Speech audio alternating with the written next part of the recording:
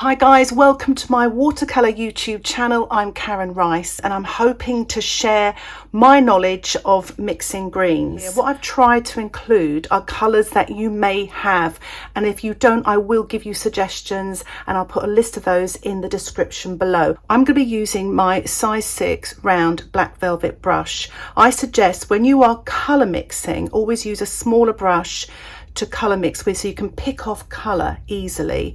A big brush, you lose control. So let's get started. So I'm going to use some of my favourite blues and yellows to mix together to create different sorts of greens. And for those of you on the Patreon membership, I have a few extra goodies, and one of those is discussing my favourite green, which is Green Apatite Genuine, and also how to mix ready-made greens as well. If you are interested in more in-depth watercolour tutorials, why not check out my Patreon membership? Details about that can be found in the description below. So let's start off with Ultramarine. Here's Ultramarine.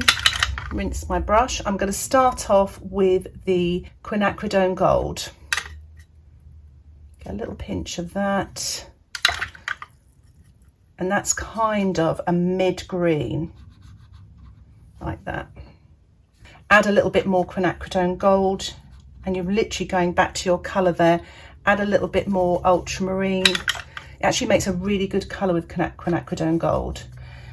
This is just sort of more darker green. One thing when you're doing colour mixing is, it's a really good idea, put that colour, the blue there, and then you can put a little bit of the Quinacridone Gold here. But you know, this one's got more blue, that one's got more Quinacridone Gold, and that one's got about 50-50. And when you look at your colour swatches, you know how you got those particular colours. So what I'm going to do now then is I'm going to use the Prussian blue with the Quinacridone Gold. So let's start out with that Prussian blue. Now let's add a pinch. That might be too much of a pinch. That's okay actually. So that's it there. Look at the difference. Just look at the difference. So let's add a touch more of the Quinacridone Gold. So there we are, a little bit more Quinacridone Gold. That's quite a nice green, look at that. And I'm just going to add a little bit more, a little pinch more. And look at the difference between those two different blues with the Quinacridone Gold. So you'll look at those and you'll think, I want that sort of green, or I want that, how do I get that?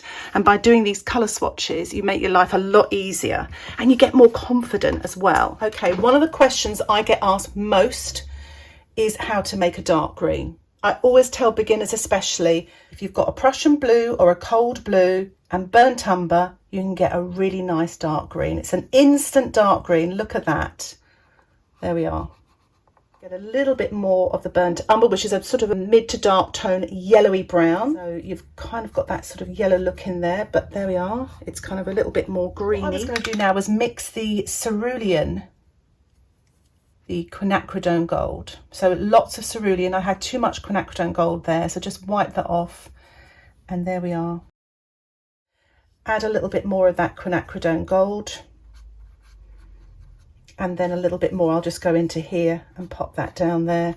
So you're getting your different greens here. And last, we're going to use here some Paynes Grey mixed with the Quinacridone Gold. So start with the Paynes Grey, get a tiny, tiny touch of that Quinacridone Gold. So that's the Paynes Grey, very different looking green, quite a neutral sort of green again. A pinch more of the Quinacridone Gold. Now I really like that green, you know, you can see leaves, that colour as well, and a little bit more now of the Quinacridone Gold.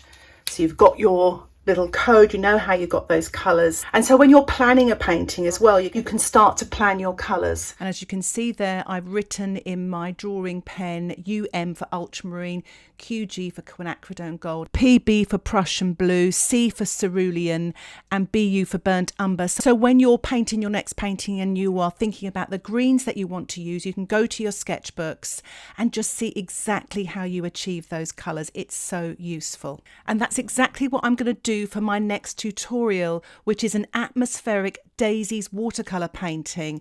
It's a step-by-step tutorial using exactly the same colours as I used in this tutorial. So I hope you find that useful, and it should be available this coming Sunday. So let's start now. Again, we'll do the same order here. Let's start with the ultramarine, and now let's use a tiny pinch to get that control. Okay, so I'm going to pop that there. So it's more of a blue-green. Add a tiny little bit more of the yellow.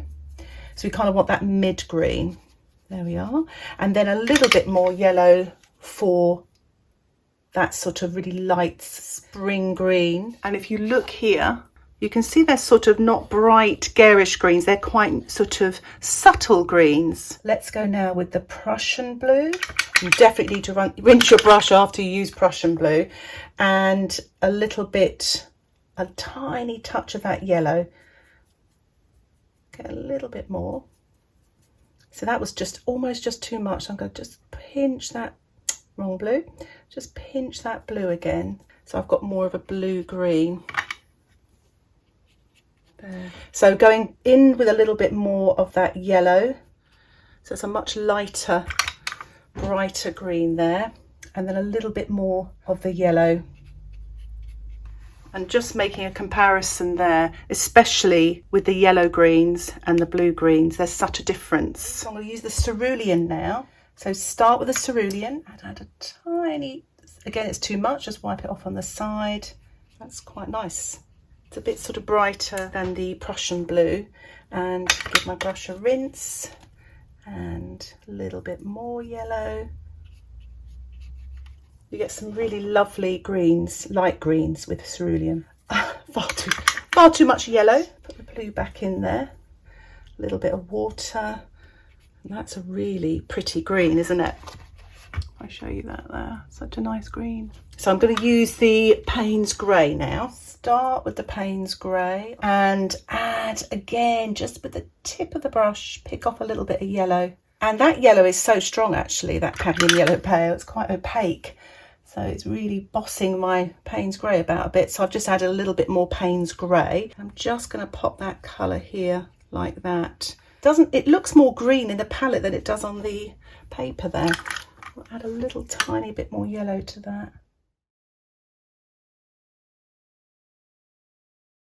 And then I'm just going to add a little bit more yellow there. And it's really just gone just too yellow green, so I'm just going to add a tiny pinch. So I hope you're learning about colour mixing. It's kind of, there's a fine balance. Some colours are stronger than others. I'm just going to add a teeny tiny pinch. Even then that's too much. I think that there we are, that's it. You get such a wonderful variety of different sort of greens here, from the quinacridone gold to the cadmium yellow light. And now I'm going to use the permanent yellow, which is a much more sunnier yellow, just to see the results I get there. I've cleaned out my palette again. I've got some fresh water. Just going to wipe that there. I've got a few splashes. And I'm going to start using the permanent yellow, which you could use cadmium yellow deep for a substitute. And I'm going to start again with the ultramarine. Just put a little blob there. Okay, give my brush a rinse. Just to show you I'm taking the excess off there, and then pinch of this colour there and just paint that on there. It's not unlike the cadmium yellow light. It's not made a tremendous difference there. Just going to get a little bit more. That is a lot more of a yellow green, so I'm just going to leave that there and just add a touch of the blue back in to make that maybe touch more blue. Mid-green. Okay. So I'm going to use the Prussian now. You can see what I'm using next. I've got my system and I'm going to put a tiny pinch. It's actually really lovely, actually, this Prussian blue. Tiny, a little bit more. I'm going to put that as the mid-green. And for my blue-green, I've just added a little bit more of the Prussian blue. There, so you've got your blue-green here. Add a touch more yellow to this one here, maybe a touch more. So the Cerulean is next, and a a pinch. I think that's too much on there, so I'm just going to put a little bit there. So I just get my blue-green. And the great thing about this colour mixing is the more you do this, the more you get more instinctive. You know, you get more of a feel to it. You know when you put too much of the colour on your brush. So just adding a bit of the cerulean there and just a little bit more of the yellow. That's too much yellow, so just going to add a tiny little touch of the cerulean back there. So you've got your 3 different colours. I'll show you that there again. So last but not least, the Paynes grey. Tiny, tiny pinch. Doesn't really change that very much. I'll get a little bit more. There, perfect. So just painting that on there like that. It's a very sludgy green, but good for darks and shadows. A little bit more to make the mid-green. And finally, the little bit more of the yellow. There we are.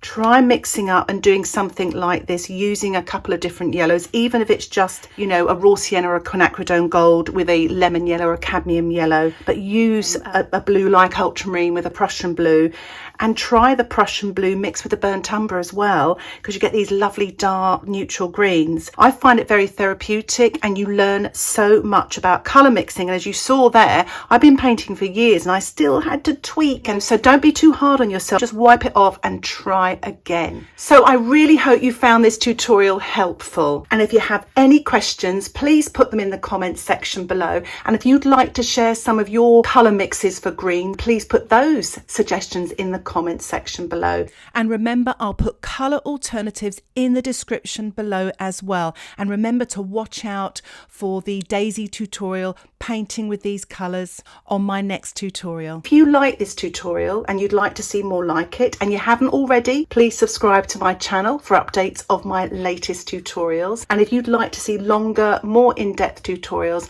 why not check out my Patreon membership? Details about that can be found in the description below. Thank you so much for watching. Happy painting. Bye for now.